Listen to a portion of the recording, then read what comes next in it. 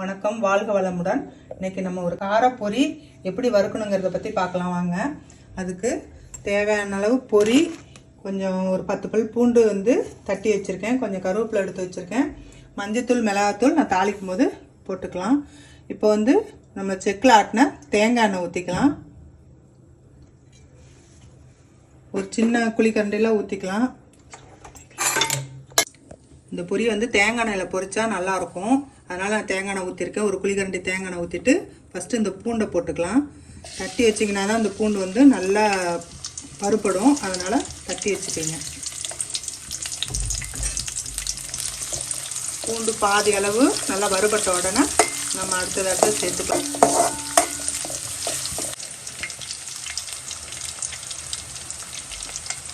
அதோட சோம்பு கொஞ்சம் போட்டுக்கலாம்.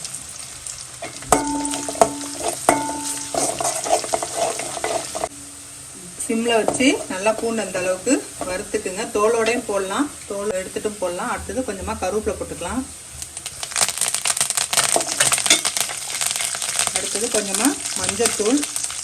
இதெல்லாம் சிம்மில் வச்சுட்டே பண்ணணும், இல்லைன்னா கருகிடும். நமக்கு எந்த அளவு காரம் தேவையோ இந்த அளவுக்கு மிளகாத்தூள் போட்டுக்கலாம்.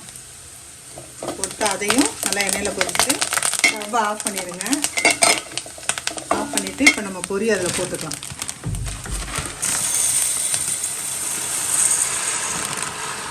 ஒரு கிலோ பொரி போட்டிருக்கேன்.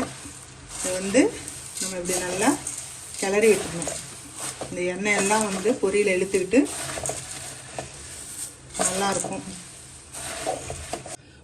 பொரி பாக்கெட் மட்டும் இருந்தால் போதும், 2 நிமிஷத்தில் ஒரு சிம்பிளான ஈவினிங் ஸ்நாக்ஸு ரெடி ஆகிடும். பிள்ளைங்களும் விரும்பி சாப்பிடுவாங்க, பெரியவங்களும் சாப்பிடுவாங்க. காரப்பொரி ரெடி ஆயிடுச்சு. இதை நீங்கள் செஞ்சு பார்த்துட்டு எப்படி இருக்குன்னு சொல்லுங்கள். நல்லா கிறிஸ்பியாக இருக்கும். இது தேங்காய் எண்ணெயில் பொரிங்க, அப்போ தான் நல்லாயிருக்கும். பொரியில் உப்பு இருக்கும், அதனால் நீங்கள் உப்பு எதுவும் சேர்க்க தேவையில்லை. இப்போ காரப்பொரி ரெடி ஆயிடுச்சு. இது மாதிரி செஞ்சு பாருங்கள். தேங்க்யூ.